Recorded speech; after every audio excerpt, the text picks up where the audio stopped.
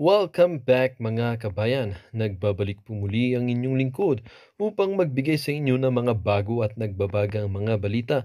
Tila ba naging mainit na usapin ang isyong ito sa mundo ng social media? Isang mainit na kontrobersyang bumulaga sa publiko matapos na tumanggi umalis ang mga lesbo sa pangunguna ni Police General Torre mula sa compound ng Kingdom of Jesus Christ or KOJC, ang simbahan ni Pastor Kibuloy, sa kabila ng isang court order na nag-uutos sa kanila na lisanin na ang lugar. Ayon sa mga ulat, ilang araw nang binabantayan ng mga lesbo ang nasabing compound, ngunit tila nagiging usap-usapan ngayon ng kanilang tila pagkadikit sa issue ng bayaran.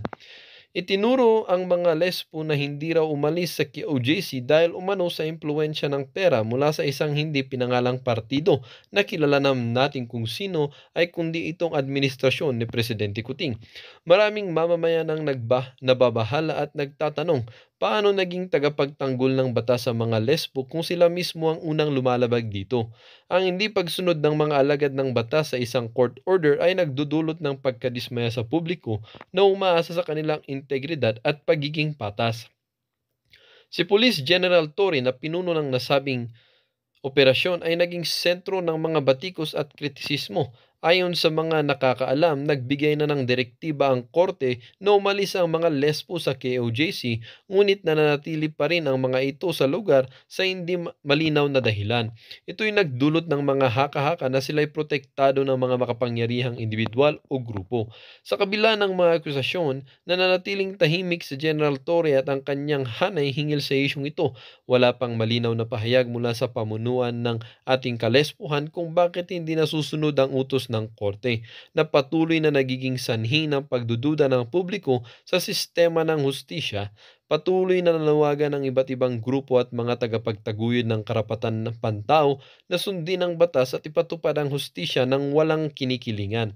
Ang pangyayari ay nagdulot ng panibagong pag-uusisa sa kredibilidad ng mga alagad ng batas sa bansa at sa kanilang totoong layunin sa pagtupad ng kanilang tungkulin. Well, para nga sa buong impormasyon ay panoorin na lamang ang buong video. At kung bago ka pa lamang sa ating channel ay huwag kakalimutang mag-subscribe, pindutin ang notification bell at piliin ang all upang laging maging updated sa mga bago at nagbabagang mga balita. At sa ating mga solid viewers naman dyan ay maraming salamat naman po sa patuloy na pagtangkilik sa ating channel. Tuloy-tuloy lang po ang laban para sa katotohanan at para na rin sa kinabukasan ng ating pinakamamahal na bansang Pilipinas.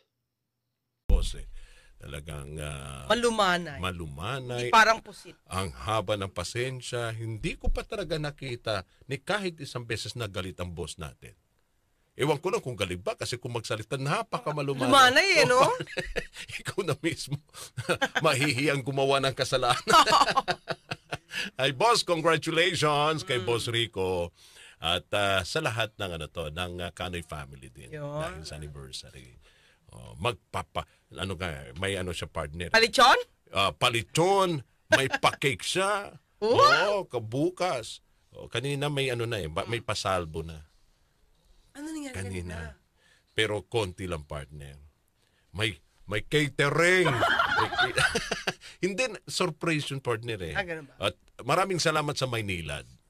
Nagpadala sila. Oh, so nakatikim ka. Oo, partner. Nagulat na ako. Anong problema may- sa'yo eh? Kwento ka na lang eh. Hindi, sinashare lang naman, partner. Sumasama ang loob ko.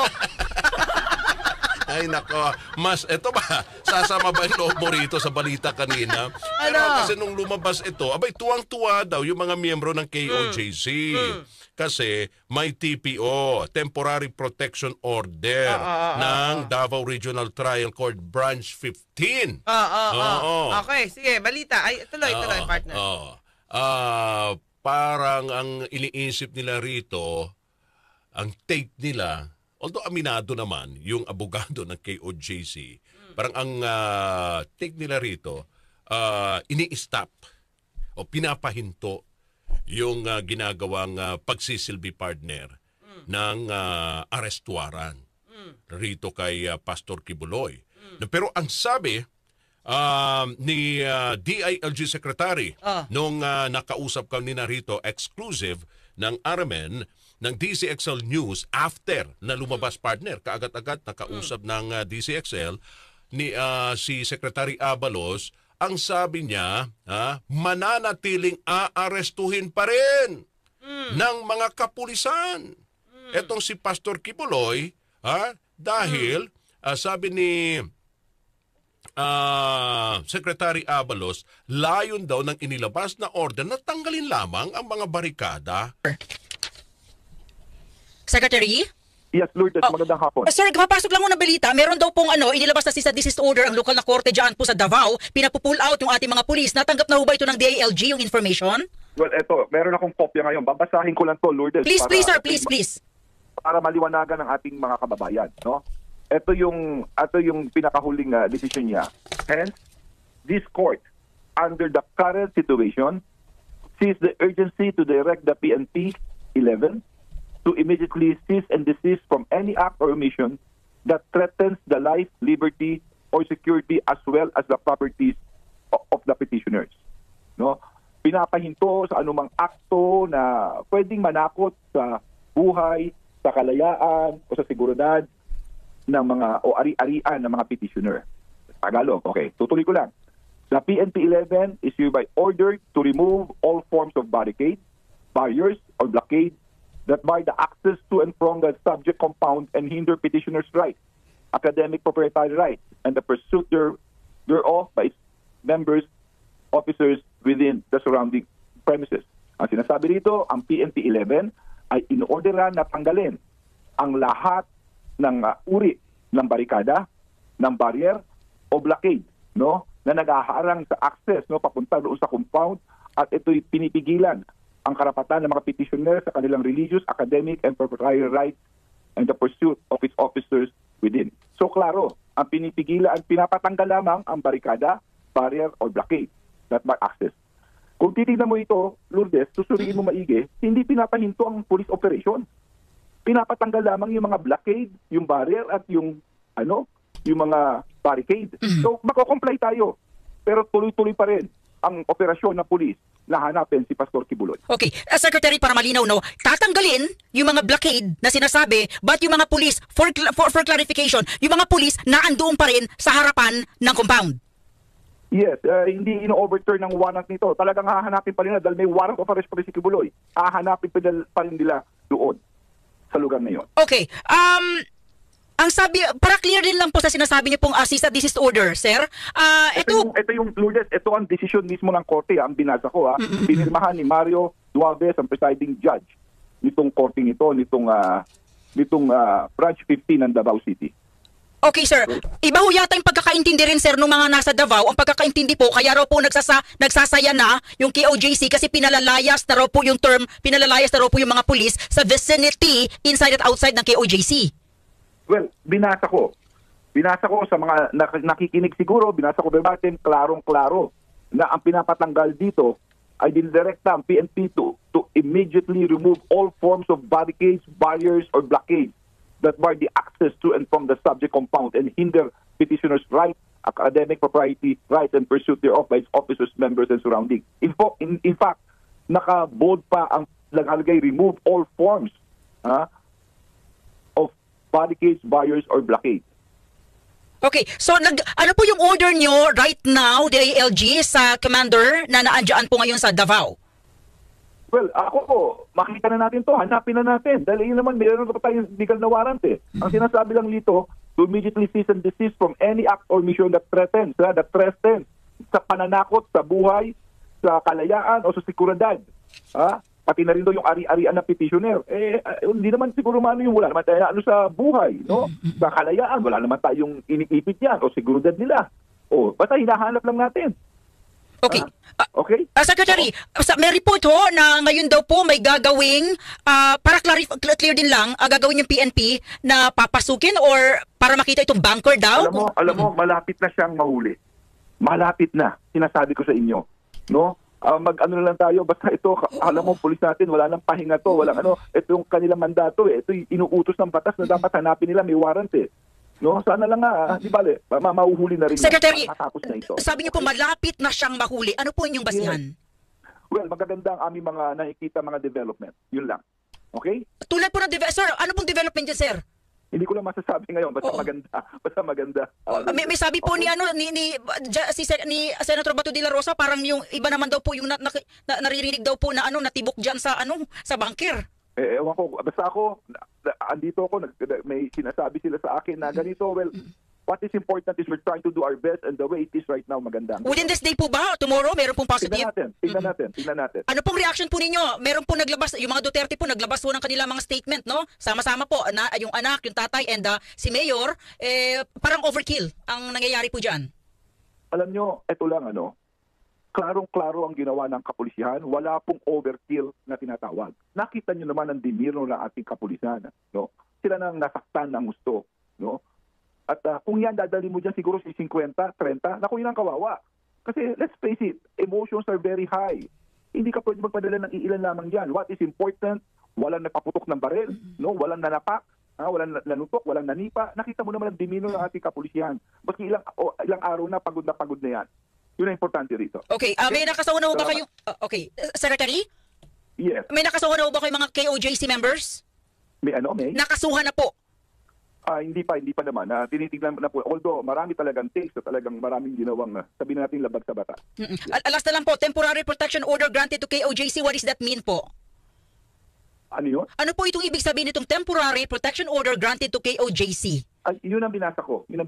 Tatayo po kayo sa inyong mga kapulisan, sir. Yun ang binasa ko ngayon, temporary protection order. Ito yung petition na ito. Ito yung binasa ko kanina. Ino-order na tayong tanggalin yung mga barikada, etc. Tatanggalin niyo pero yung mga pulis mananatili doon. Well, kung ano sinasabi sa order, gagawin natin lahat yan. Sir, ano po Pero yung... tuloy-tuloy pa rin ang ating paghanap kay Pastor Kibuloy. Okay, sir, ano po yung mensahe sa ating mga kababayan?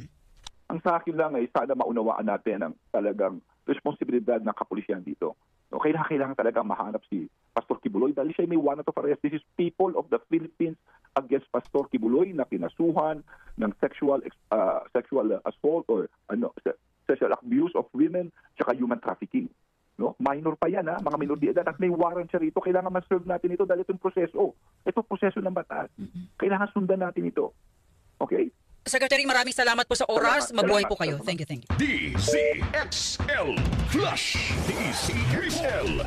Kauna-unahan po dito po sa DZXL 558 Manila, sabi ho ni DILG Secretary Benhur Abalos. Linawin natin yan po ang pinuno at yan po ay sinusunod ho ng ating mga otoridad. So ang sa kanya, katatanggap lang, ngayon lang lumabas sa cease at desist order at siya po ay nakakuha na ng kopya, susundin nila, tanggalin yung mga barikada.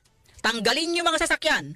Tanggalin kung ano man yung mga sasakyan na nakakaapekto sa pagdarasal o pagpunta, loob, pasok at labas ng mga KOJC members. But, linawin natin, hindi tatanggalin ang mga pulis sa lugar. Huwag hong umasa yung KOJC kasi kanina sa report ni Kirby, malinaw sabi niya, nagdiriwang po yung mga KOJC members kasi pinaalis na raw yung mga pulis base sa cease at desist order. Ito yung sinasabi ko kanina. Yung mga legal na term na yan, may ibang definition yan sa bawat abogado. Abogado rin yan di ba? So sabi niya, pinapaalis yung ating mga gamit, yung ating mga barikada, yung ating mga sasakyan. Pero hindi naman sinabing aalisin yung mga pulis. Hindi pwedeng umalis ang mga pulis, mananatili sila dyan sa KOJC compound, sa loob at labas. Okay? Kung wala po sa loob, sa labas. Okay? Ito yung assurance niya, narinig nyo lahat kanina. Malapit nang mahuli si Pastor Kibuloy. Sabi ko, sir, today or tomorrow, abangan nyo. So, sa mga sinabi ni Secretary Abalos kanina, talagang buo ang kanyang paniniwala, buo ang kanyang loob na sabihin sa publiko, meron talaga silang hint kung nasaan si Pastor Apollo Kibuloy. So sabi niya, kapag ito ay in-stop natin, natural, makakaisip na naman ng panibagong diskarte yung kabilang grupo. Uulitin ko lang sa mga kapapasok lamang po at kaka-open ng kanilang mga radyo, aalisin yung mga barikada, yung mga sasakyan at ibang mga gamit na nakaka-apekto dyan sa KOJC compound, particular yung mga papasok po sa I think simbahan ba yan? Simbahan yan, no? Worship area nila. Pero yung mga pulis, hindi nyo pwedeng paalisin. Kasi ang definition ng DILG, mananatili doon yung mga pulis. Ibig sabihin, sa kabila ng cease at desist order, tuloy ang kanilang paghalughog sa Kingdom of Jesus Christ compound. Ngayon lang po talaga, around 6 minutes ago, 2:02 p.m., meron pong inisyu ang Regional Trial Court Branch 15 na temporary protection order po. Wow. Ito pa yung petition natin noong July 1, 2024. Grinan po niya ng temporary protection order. Iba ito sa final ko kanina na Iba pa. temporary and prohibition, Yes. okay? And granted po itong ating temporary protection order, no? Sabi ng korte, hence this court under the current situation, no, sees the urgency to direct the PNP 11 to immediately cease and desist from any act or commission that threatens the life, liberty, or security as well as the properties of the petitioners. The PNP 11 is hereby ordered to remove all forms of barricades, barriers, or blockades to bar the access to and from the subject compound and hinder the petitioners' religious, academic, proprietary rights and the pursuit thereof by its officers and members within and surrounding the premises. The Office of the Clerk of Court, Regional Trial Court 11, is directed to immediately serve this order to any senior PNP 11 commanding officers present with premises of KOJC and DMA CFI compound and at the regional office. So ordered. So immediately executory po ito, ka-Eric. Yes, sir. Alhamdulillah. Praise God. Alhamdulillah. Praise God. So sana implemented ito kaagad kasi immediately executory po ito. Mabuhay ang katarungan, Atty. Torion, and I believe Yes. when you told me there is hope in justice and there is At blockades at hindi ipatigil ang operasyon ng mga pulis. At nakasaad daw din dito sa TPO na ipatigil lamang ang pagpapatupad ng mga hagbang na magdudulot ng panganib sa buhay, kalayaan, seguridad at ari-arian ng mga petitioner. Petitioner rito, partner, ang KOJC. Yes, sila Oo. yung parties. Oh. Oo. Na pero ano, partner Okay, ituloy ko lang At ayon pa kay Secretary Abalos, ang paghahanap ng Philippine National Police kay Quiboloy sa loob ng KOJC compound dahil may hawak itong legal na warrant of arrest. Okay.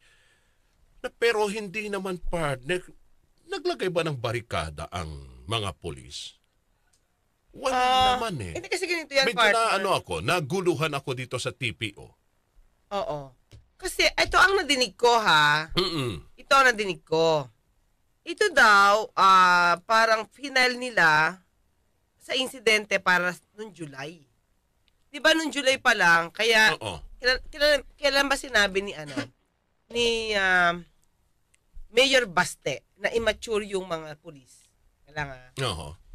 Yun yung kasi yung mga police na doon sa within the vicinity sa labas ng KOJC nagbabantay. Mhm.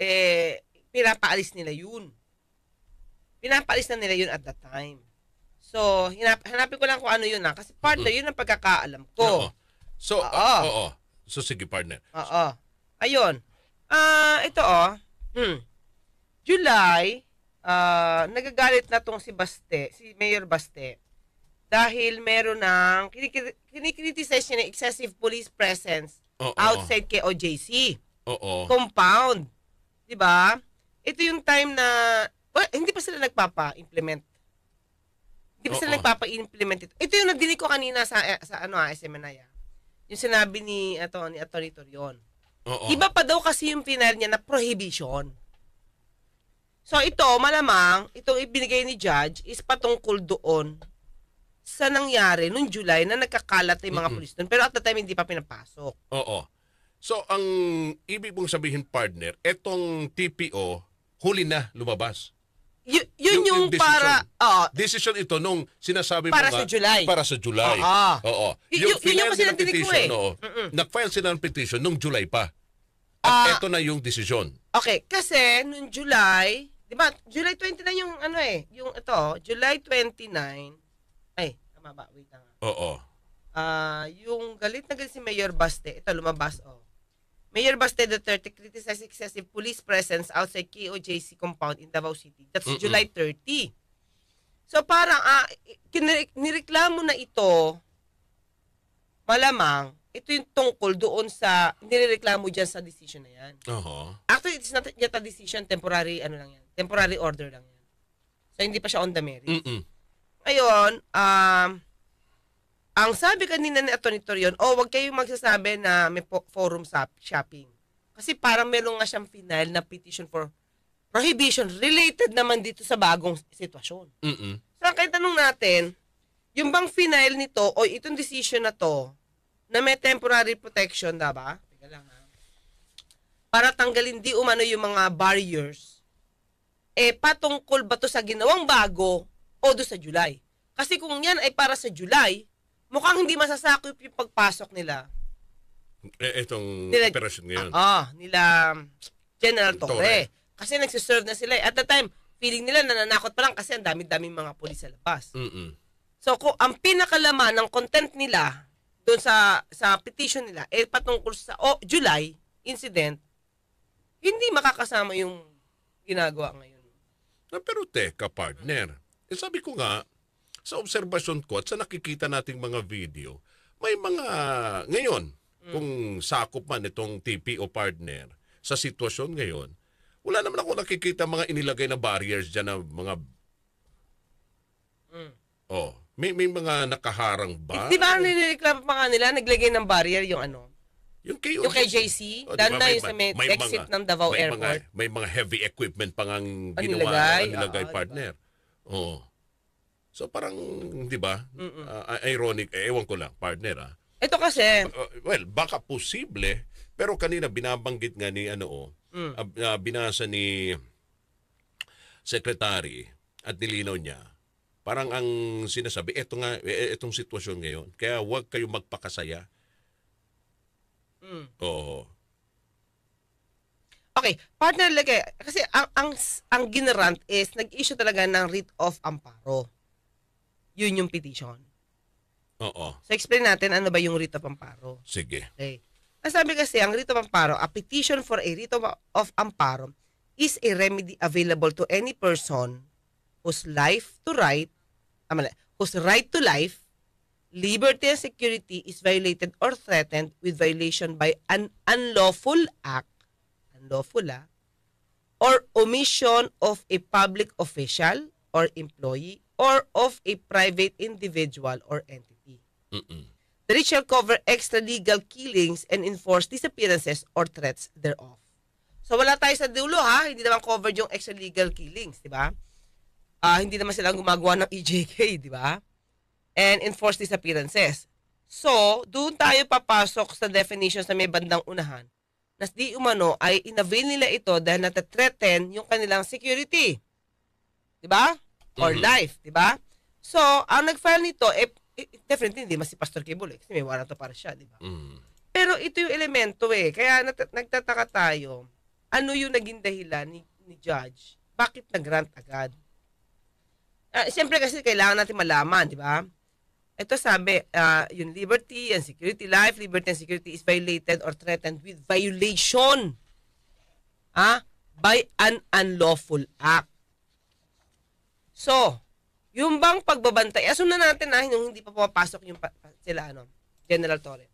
Yung pagbabantay ba doon sa labas ng KOJC at minamanmanan kung nandoon ang isang fugitive, unlawful ba yun?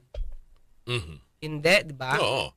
Kasi may hawak-hawak sila partner na may bitbit silang arrestuaran So dapat hindi ko alam kung paano ma-justify ni Judge ng Davao City yung sinasabing na threaten with violation by an unlawful act.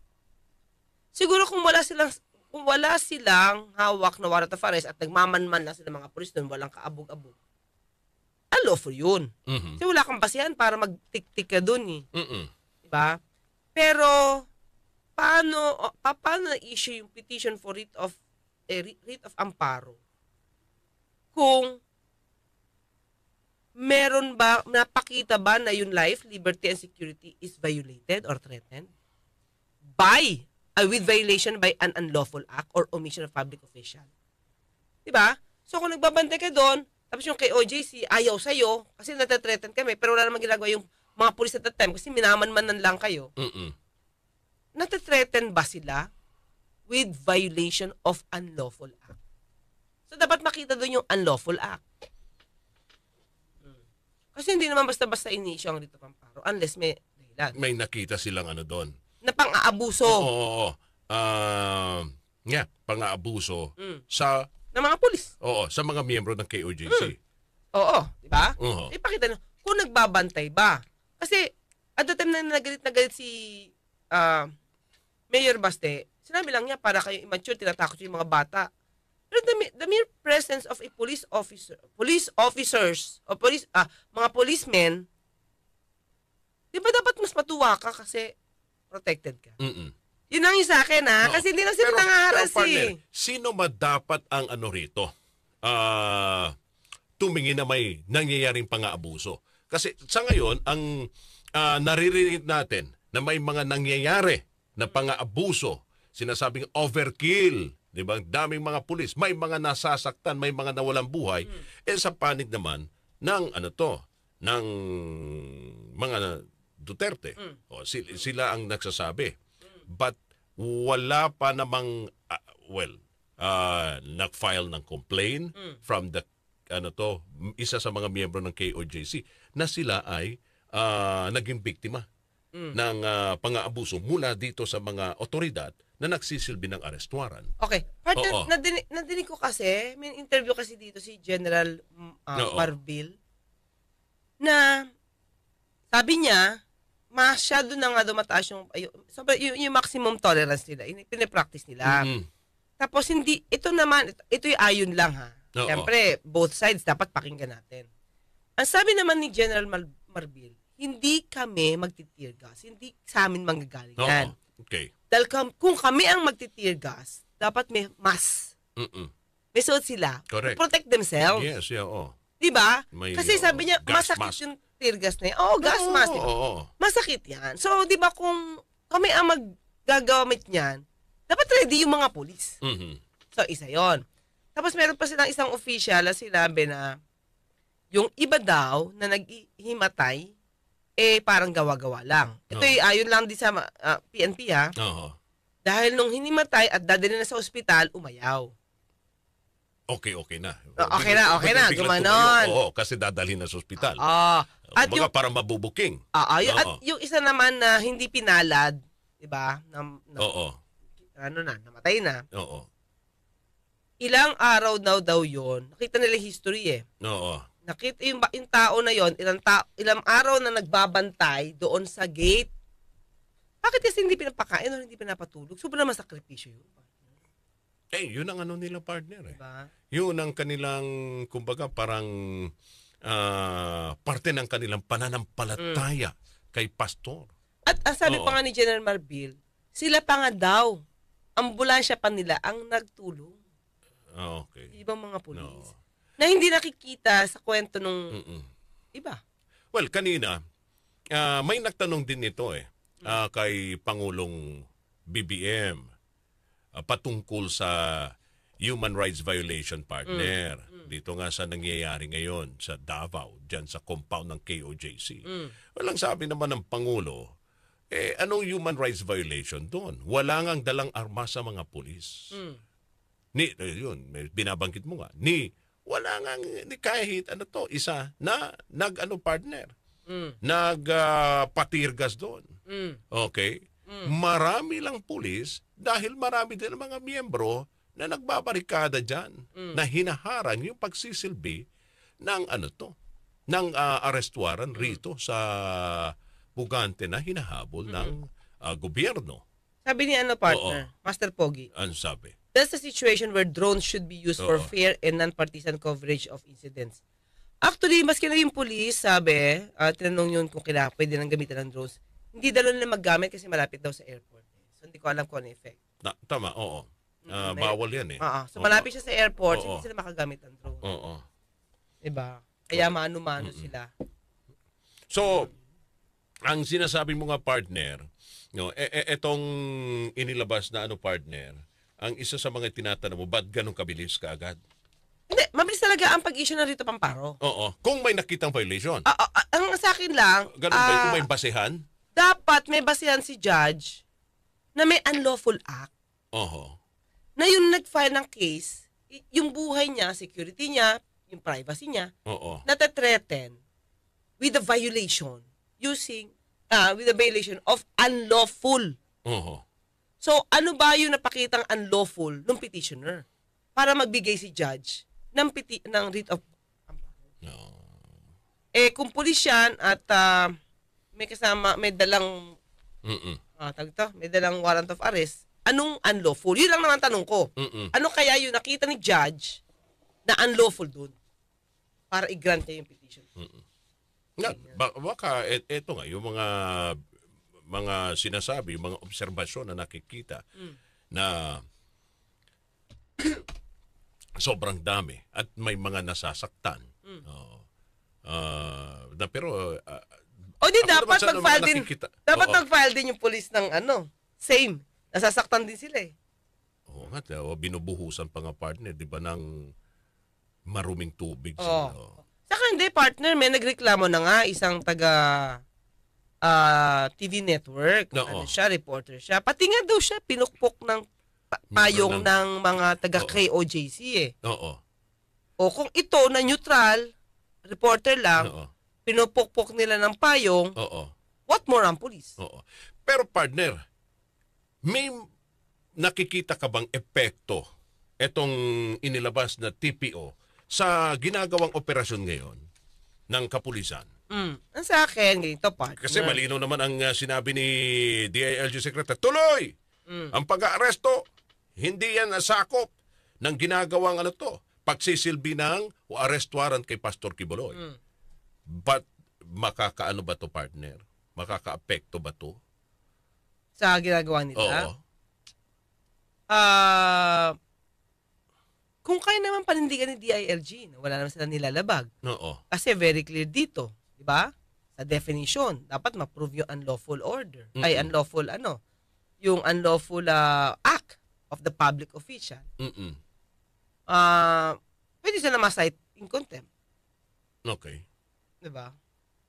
Pero kung questionin nila yun pag sinite sila in contempt, Mhm. labanan yan. So, tignan na lang natin. Mhm. Kasi kung may ganito na, pwede ba itong humantong dun sa pagpigil ng pagsaserve ng kanila? Itong operasyon na ginagawa nila, pwede bang umabot ito, partner? Kung sakasakali. Kasi may ganito ng TPO at sinasabi nga, ang pagpapatupad nito ay hagbang na magdudulot ng panganib sa buhay, kalayaan, seguridad o ari-arian ng mga petitioner.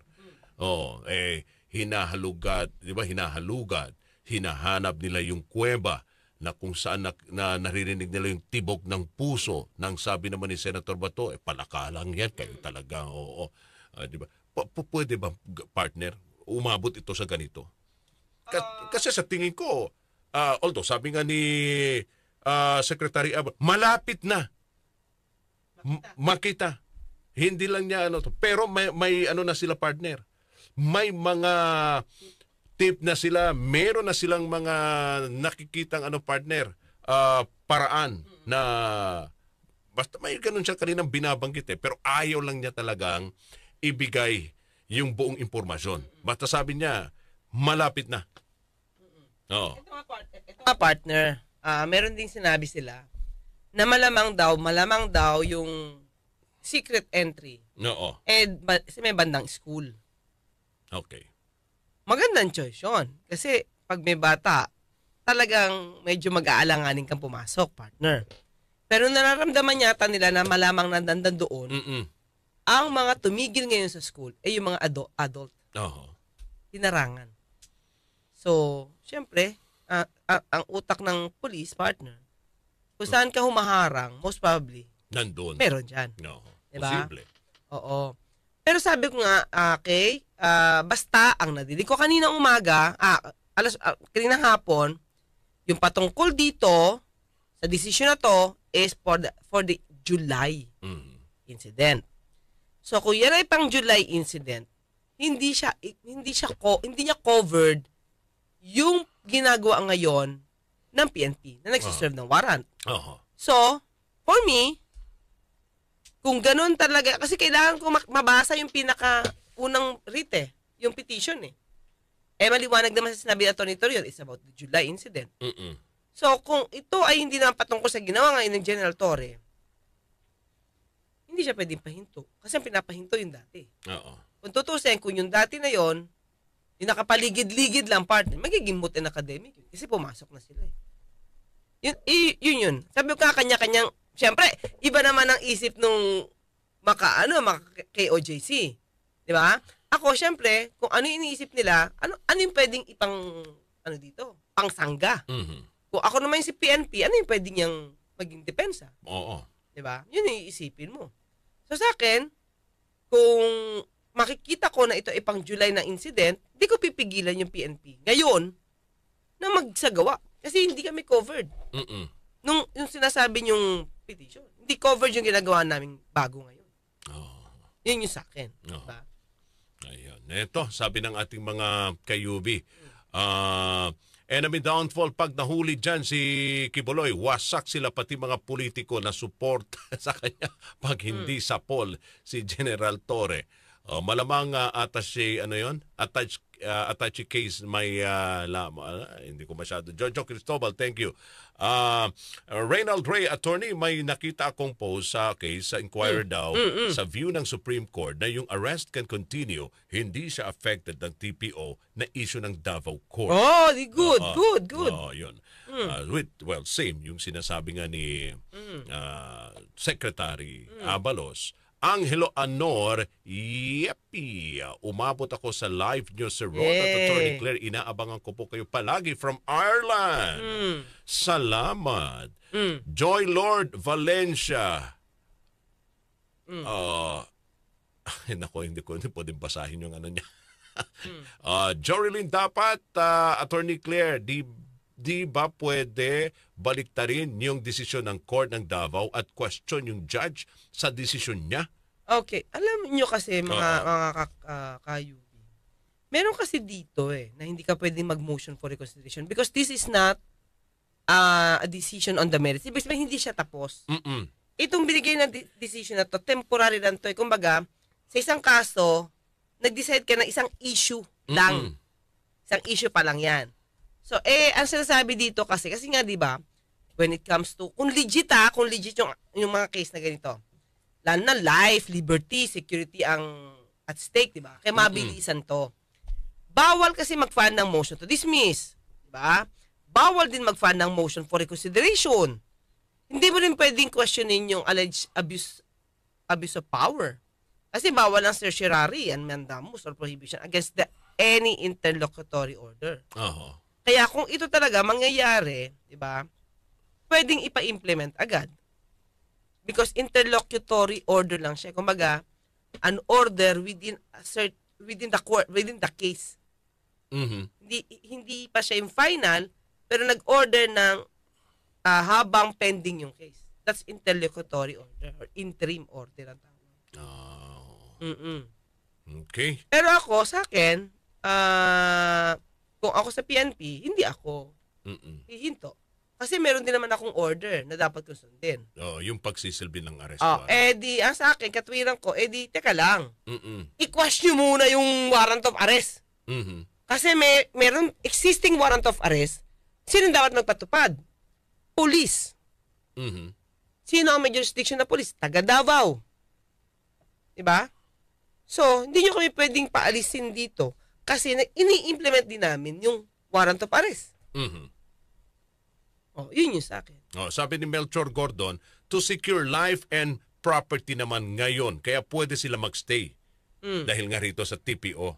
Kasi yun ang yung nakasaad Hindi sa akin kasi, mas malakas yung may warrant of arrest unless yun ay na cancel. Na lift. Wala kang power pagka na lift yung warrant of arrest. Pag meron yan, wala talaga i-implement mo yun. Kasi yun nga part ng tinitingnan, ang sinasabi rito, pagpapatupad ng habang magdunang panganib sa buhay, kalayaan, seguridad at ari-arian ng mga petition. Paano pag nakaharang sila dun sa nakita ng police? Sila yung nag-cause ng panganib sa buhay.